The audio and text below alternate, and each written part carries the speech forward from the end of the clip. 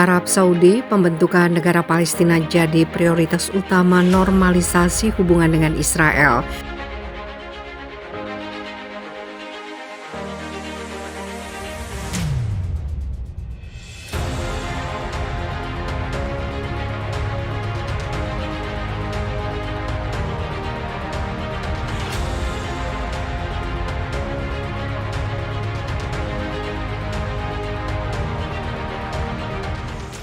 Pembentukan negara Palestina menjadi persyaratan utama yang diberikan Arab Saudi jika Israel berusaha menawarkan untuk menjalin hubungan diplomatik.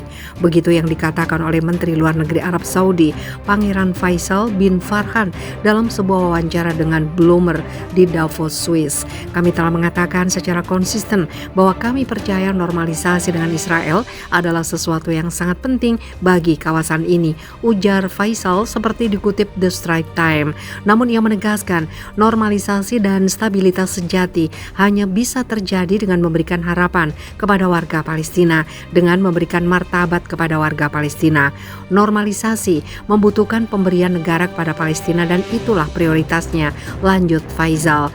Di bawah kesepakatan yang dikenal sebagai Abraham Accords pada tahun 2020, Israel melakukan normalisasi hubungan dengan negara-negara Arab termasuk Uni Emirat Arab dan Bahrain. Baru-baru ini, Perdana Menteri Israel Benjamin Netanyahu dan Penasihat Keamanan Nasional Amerika Serikat Jake Sullivan membahas upaya normalisasi hubungan dengan Arab Saudi.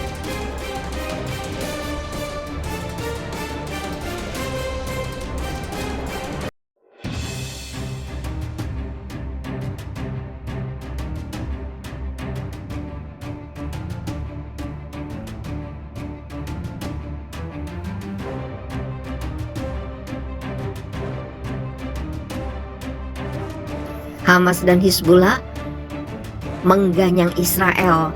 Duet mantap Hizbullah dan Hamas bikin Zionis kelabakan. Bagaimana tidak, dua kelompok paling ditakuti ini bersatu melawan para tentara Zionis.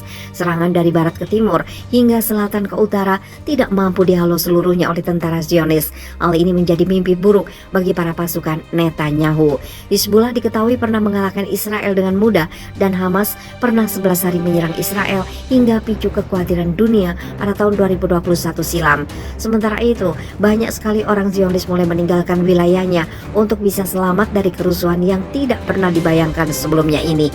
Senjata canggih yang disiapkan pasukan Zionis tidak bisa berkutik karena roket mulai melayang seperti hujan. Sementara itu, Hamas pada Jumat memuji Hizbullah di Lebanon atas serangan roket ke situs Israel. Serangan dilakukan sebagai balasan atas gempuran Israel. Kami mengucapkan selamat dan sepenuhnya mendukung reaksi oleh perlawanan Islam dan peluncuran roket terhadap situs milik musuh Zionis sebagai tanggapan atas kejahatan pendudukan dan penyerangan. Hizbullah mengaku bertanggung jawab atas penembakan rentetan roket di utara Israel. Area terbuka di sekitar lokasi pendudukan Israel di Sheba Farm menjadi sasaran puluhan roket 122 mm, kata Hizbullah dalam sebuah pernyataan. Hizbullah mengatakan itu sebagai tanggapan atas serangan udara Israel di daerah Al-Jarmak dan Al-Sawakir pada Kamis malam. Pasukan Israel membalas dengan menembakkan peluru artileri ke daerah Kafsuba dan Habaria. Wakil Sekjen Hizbullah, Naim Qasem, mengklaim Hizbullah dan Hamas tahu tentang rencana pasukan pertahanan Israel, termasuk tipuan soal operasi darat melalui ruang operasi gabungan lebih dari sebulan yang lalu. Ibrahim Al-Amin, pemimpin redaksi surat kabar Al-Akbar yang berafiliasi dengan Hizbullah, mengatakan dalam sebuah wawancara dengan stasiun televisi Al-Manar bahwa organisasi di Lebanon itu telah mendirikan ruang perang gabungan dengan Hamas dan Korps Garda Revolusi Islam Iran selama Operation Guardian of the Walls.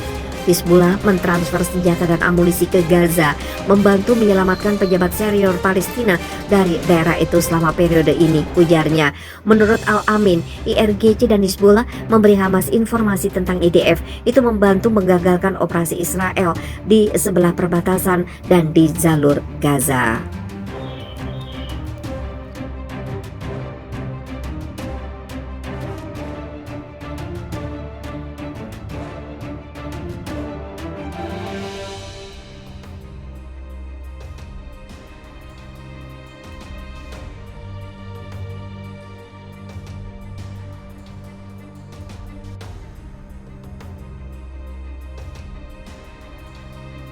Ragat geram lihat Palestina ditindas, langsung kirim pasukan serang Zionis.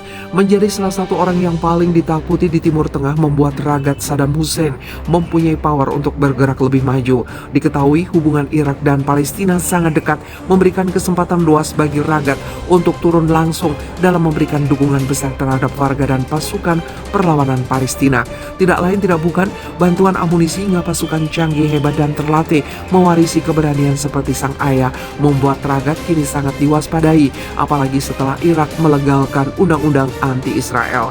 Di sisi lain, Ragat mengatakan Irak seharusnya tidak berpihak pada satu sisi, Arab di atas Arab lainnya. Kami akan menghimbau mereka untuk menghindari perselisihan dan konflik satu sama lain, karena kekuatan mereka adalah kekuatan kami, katanya dalam pesan yang direkam. Ragat yang tidak mengesampingkan masa depan dalam politik Irak mengatakan bahwa satu-satunya orang Irak yang tidak boleh memaafkan orang lain adalah orang tua dari korban. Orang-orang Irak tidak akan menerima orang-orang ini. Mereka akan mendorong mereka keluar terlepas dari semua dukungan yang mereka terima dan terlepas dari semua tekanan yang diberikan kepada Irak.